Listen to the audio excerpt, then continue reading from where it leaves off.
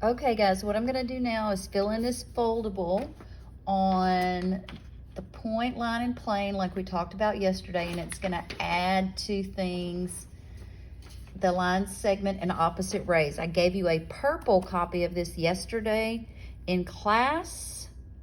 That's all blank. All you gotta do now is fill it in. And it is a little foldable, so you fold in this side to where it meets that black line. If you wanna wait till you get it filled in to fold it, that's fine. I just wanted to show you. Some people have trouble folding. If you mess it up, just bring it back to class and we'll help you fold it. And then it just opens up. So like a point, it's gonna be right here. You can even get your little scissors and cut it, you know, when you get done. I'll show you that. So this video may be a little bit longer because I've got 6 things to go over. So I don't know, I may break it up into 2 just because they take forever to download. We'll see how Miss Rob feels. All right, we're gonna start again with the most basic, which is the point. We talked about plotting points, all that kind of stuff. Here's the definition. An exact location in space, in Miss Rob, space, with an indefinite size and shape.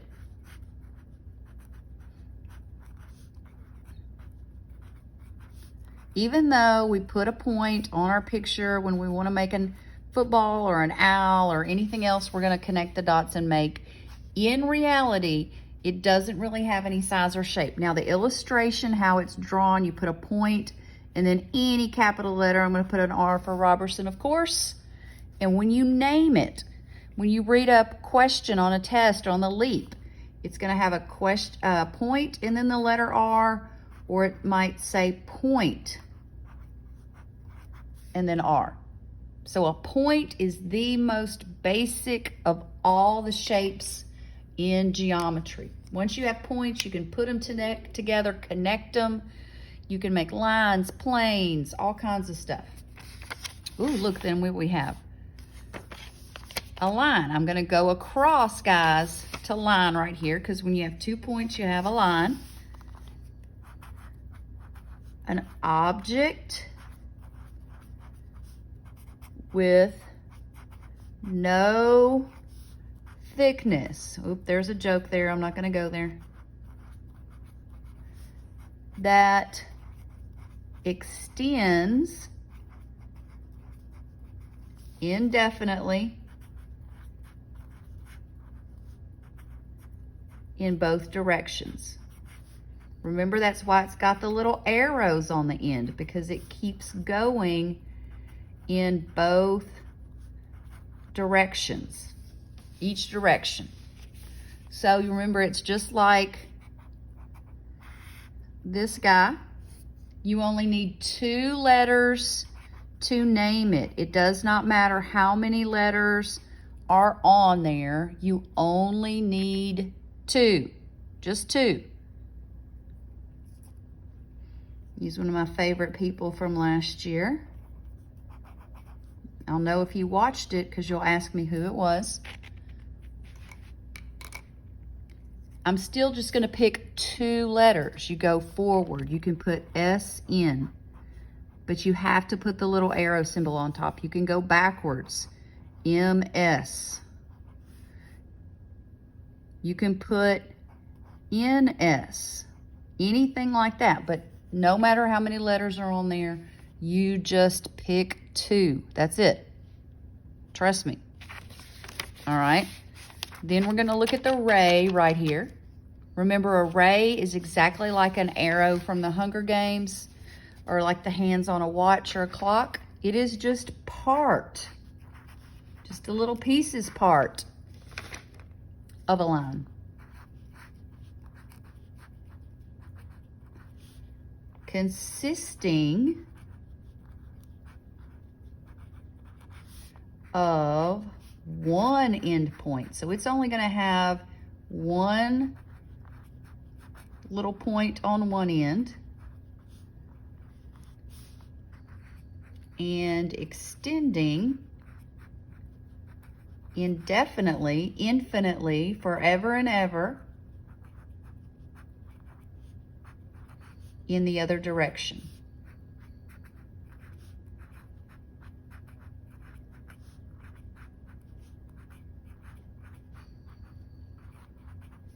So again, a ray is just like a bow and arrow. Using the other initials of one of my favorite people from last year, you'll have to, I don't know if you watched because you'll ask, AH. See, we have an end point here. It keeps going forever past the H. When you name it, you put the two letters. Now this is important. See how the arrow is going past the letter H? That means when I name it, the arrow has to be over the H. That's a key thing. The arrow has to be over the H. It can't be backwards. So that's our ray. Now look, a line segment. We talked about that the other day on those notes. That's just a point on both ends. Part of a line with two end points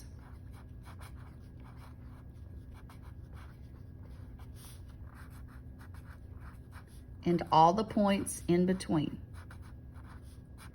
This is what we work with a whole lot in geometry, the sides of any shape. Squares, rectangles, triangles. We find distance of a line segment. We find the midpoint of a line segment. We find the slope of a line. We can find the slope of a line segment.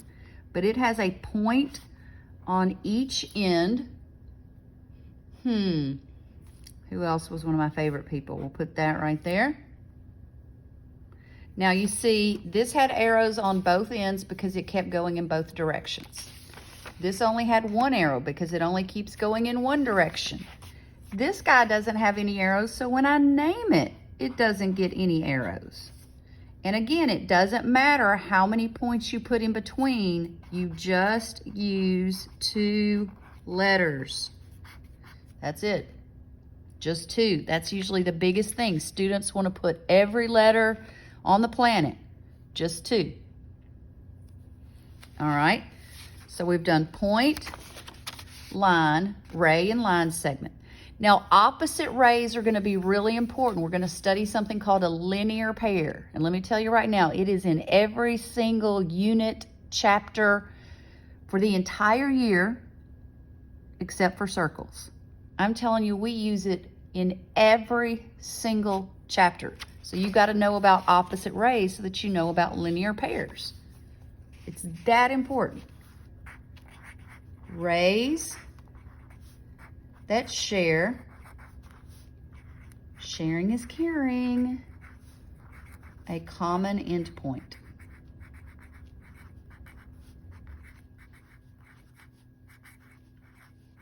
So let me draw you a picture. Basically, it's a line segment. It's got a point in the middle, kind of like a spinner. Remember spinners on games back in the day? And then it's got a point to the left and a point to the right. All right, I'm running out of favorite people from last year. Let me think. There we go. KBH. So you've got a ray going in this direction. You've got a ray going in that direction. Now, we'll talk more about that later. When you name it, look, BH going that way. You've got BK going that way.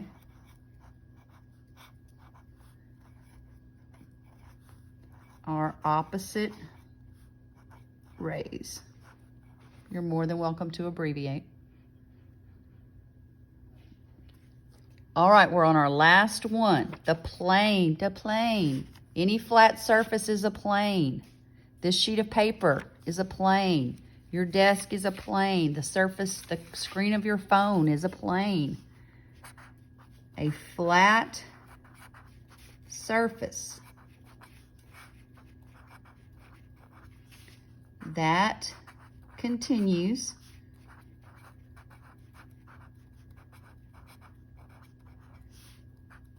Indefinitely, forever and ever and ever and ever and ever.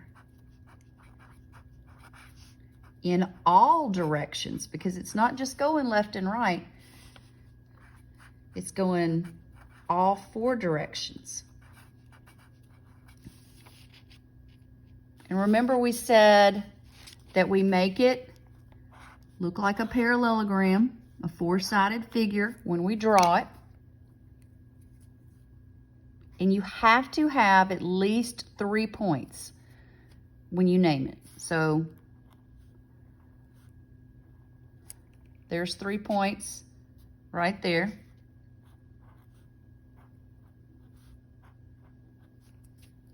And then we also talked about how they sometimes use a cursive letter, a capital cursive. You know, my cursive, I told you, is not real good. I'm going to try for the letter B, like so. Well, that's not too bad. So when you name it, you need 3 capital letters or 1 big cursive. 1 big cursive. So let me show you. And again, these 3 letters you can put in any order you like. This lovely young man's name, his initials were J, F, H. But you could put F, J, H, H, F, J, any combo you wanted. You could also use the cursive letter. Now you don't want to mix the cursive with the regular letters. That's a no-no. Don't mix the cursive with the regular. Okay? Now what I'm going to do, guys, if you want to fold it up like so, make you a nice little foldable. The other thing, if you have scissors, don't get crazy. Don't run with them. Or when you come to class next time, you know, you can cut the little slits, make it a cute little foldable, like we're in middle school.